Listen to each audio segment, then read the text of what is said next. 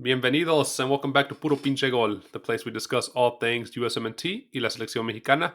My name is Adrian. I'm joined once again by my fellow co-host and Tocayo, Adrian. Adrian, what's going on, man? You still excited about that win we saw the other day? Dude, I'm still holding my breath, man. I mean, it was crazy Saturday for Tigres. I'm still in awe of what happened. I was not expecting that result whatsoever, but I'm glad that we were able, well, not we, because I didn't play, but Tigres was able to defeat al Rey Miedos in el Gigante de Acero Campeonatos.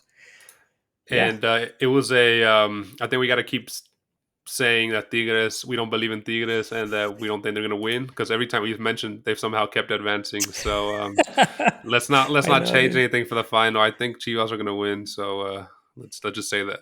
But it's all seriousness, man. It was two crazy second legs here on this weekend. Like you said, Tigres winning 2-1 on the aggregate score. They won 1-0 at El Gigante de Acero there in Monterrey for Rayados. And the second leg was played in El Estadio Azteca between Guadalajara and America, where Guadalajara came through with a 3-1 win. So we're going to be kind of dissecting those matches and kind of giving our preview for what is going to be a very exciting, at least for us, maybe not for a neutral fan anymore, since, America's out and they're one of the big draws there, but Chivas is still in it and Tigres are in it, so it's going to be an exciting one for us. Let's just get right into it, man. Saturday night, like you said, I guess let's rewind it before that even. There was the first leg between Rayados and Tigres, a game that I think was better than the second game. The second game had left a lot to be desired. It was not a good game for the first 60, 70 minutes. Yeah, man, for sure. But yeah, what comments do you have for the two legs, and did the deserving team go through at the end? So I think for the first leg on Clásico Regio, I agree with you. I think it was a better played game. The strategies were laid out. I guess both coaches laid out their strategies on the pitch, and I think for the most part they were able to neutralize each other. I think the first leg had way more critical events throughout the match, like I guess that disallowed goal that Cordoba made, and that first goal where Nahuel Guzman made a mistake, and I still looking for that image, a clear image showing that the ball went through, because I'm not convinced that it was 100% that the entire ball was inside of the net, but nor here nor there. And then I think on that specific match, man, after it was done, I felt that Monterrey had the game pretty much settled. I think I saw Monterrey essentially just setting up the cadence of the match, essentially dictating the pace at which the game was being played at. I don't think they even bother thinking of or considering that they were going to lose on the second leg. I think they just felt very confident with the fact that they dominated the first leg, and Tigres didn't show any muscle besides that one play from from Cordoba that net the goal to tie that first match. But I just feel that Rayados was overwhelmingly better than Tigres on that first leg. Definitely, and it was quite the opposite for the second leg. Rayados didn't show up to play. Probably their their worst game of the season. Definitely their worst game of the season, and leaving it for the semifinal second leg. I don't know what Vucetich was thinking there. He, I think, was hoping just to go 0-0, maybe draw, and just advance that way. But it was a very poor performance by them. And not to say that Tigres played amazing. I mean, Tigres for the first 50, 60 minutes as well. I mean, it was a very, very boring game for a neutral. Yeah. But, you just needed that one goal from that one guy that's on fire, Sebastián Córdoba. And it's all history, man. I mean, we could sit back and say, number one got knocked out by number 7. But it was, based off the two games, deservedly so, I would say. No, totally agree with you. I mean, I just feel that Monterrey they felt so confident. I think they were a victim of their own pride. I felt that their Monterrey players felt that they had it in the bag. They were going to move on regardless of the outcome of the match. I think Vucetich ended up dying of nothing. He is stuck to his guns, but this wasn't a game for him to be as pragmatic as he is on every single match.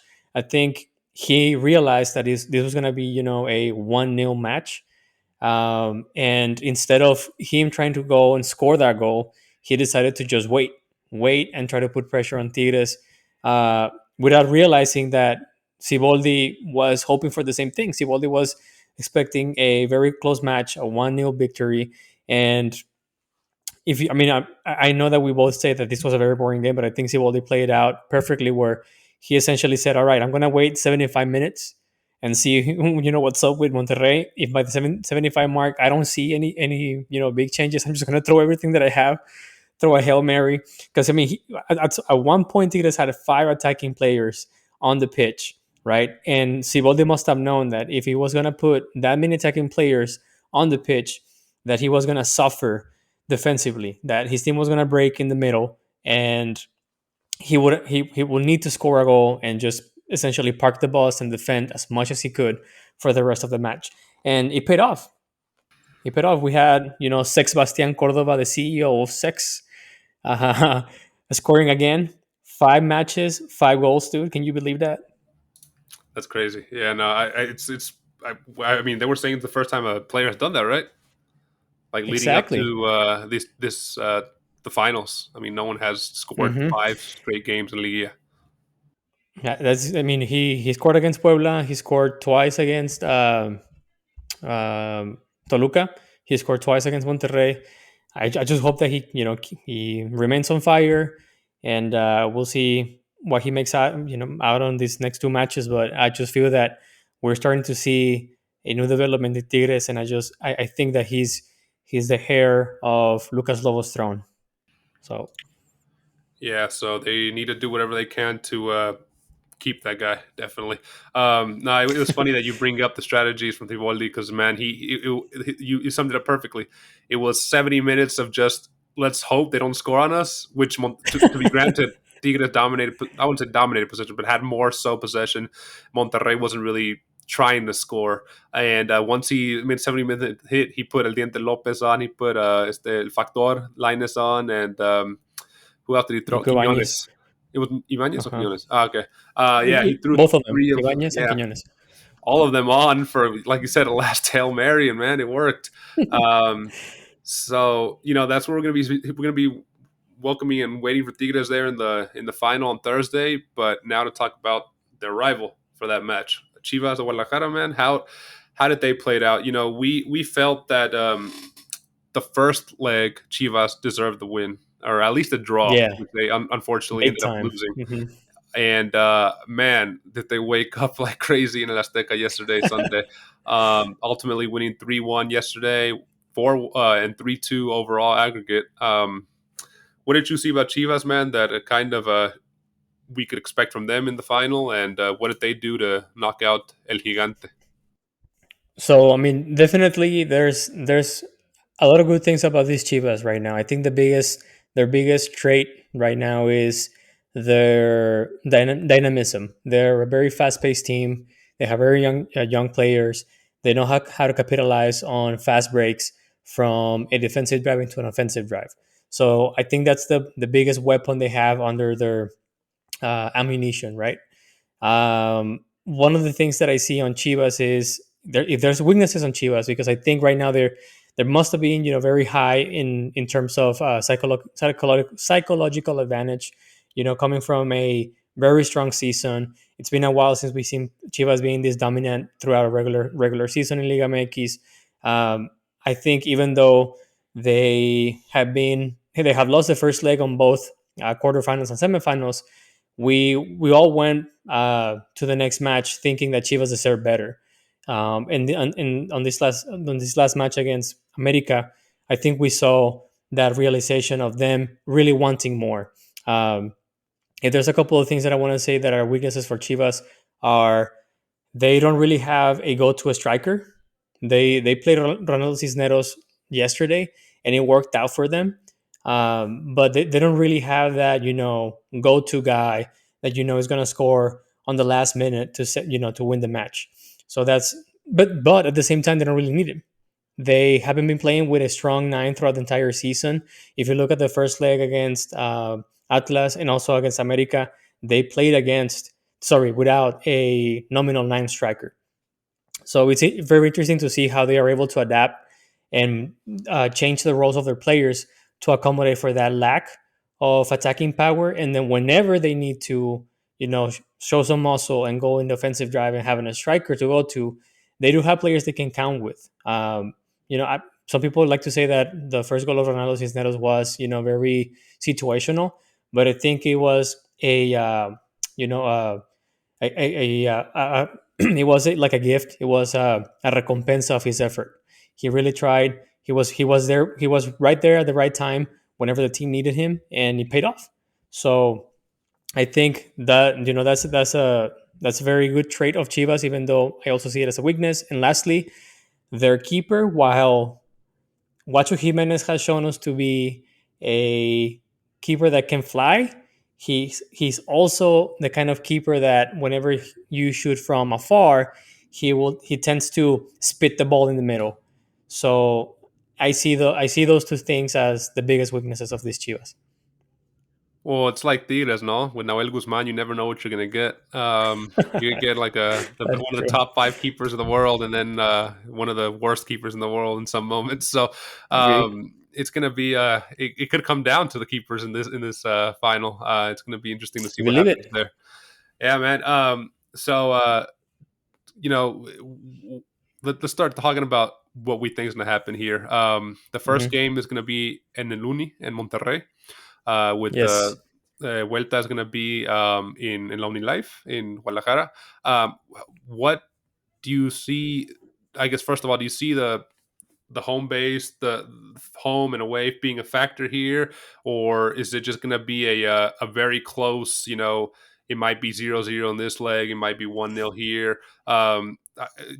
Obviously we've seen throughout the tournament, throughout the seasons. I mean, you even have it here in our notes at Omni Solo, you call it, because that stadium is usually pretty 50% empty. While we know Exactly. that El Uni is always rocking.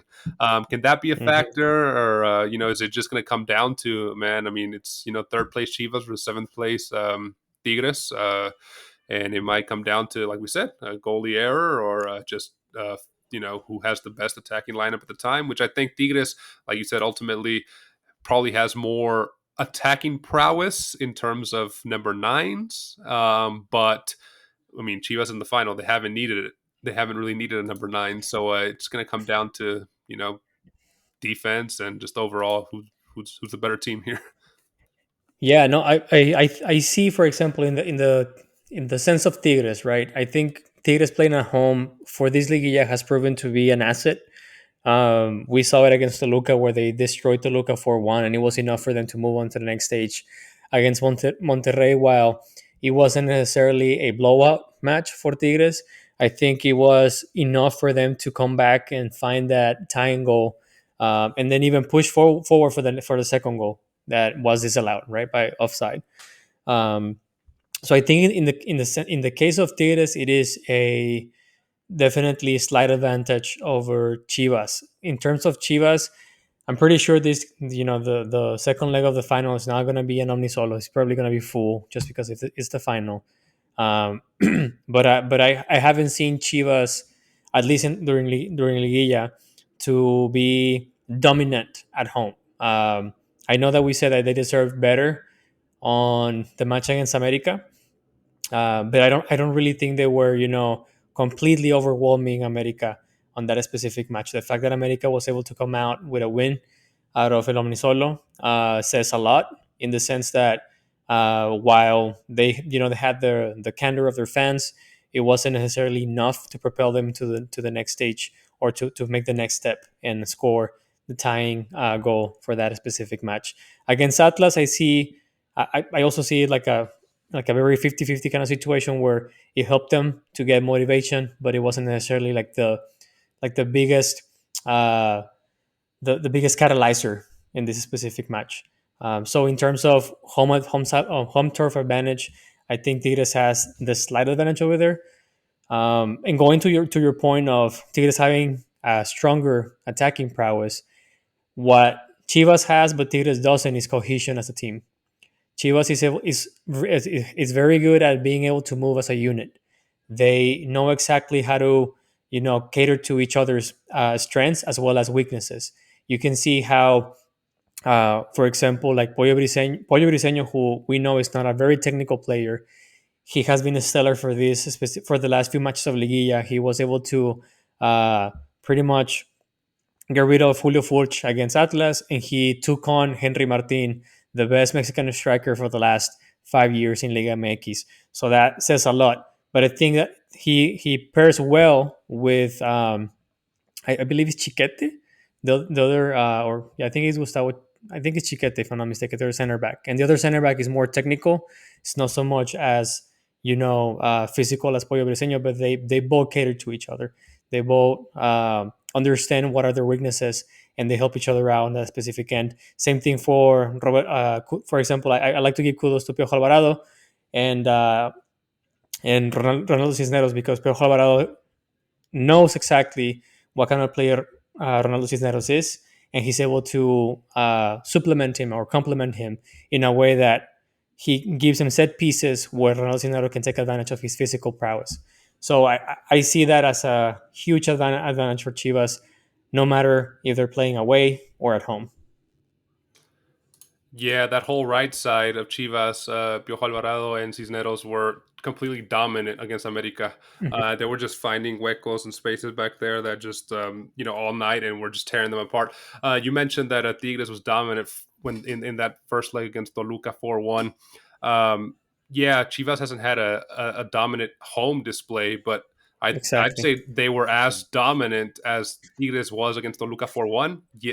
This Sunday's match against America in El Azteca, they were crazy dominant, Yeah. 1-3-1. And so, I mean, they might, Tigres might be good at home, but Chivas is good away. So it'll be interesting to see how that pairs up. And let's not forget that Chivas actually won the regular season match at the Luni 2-0.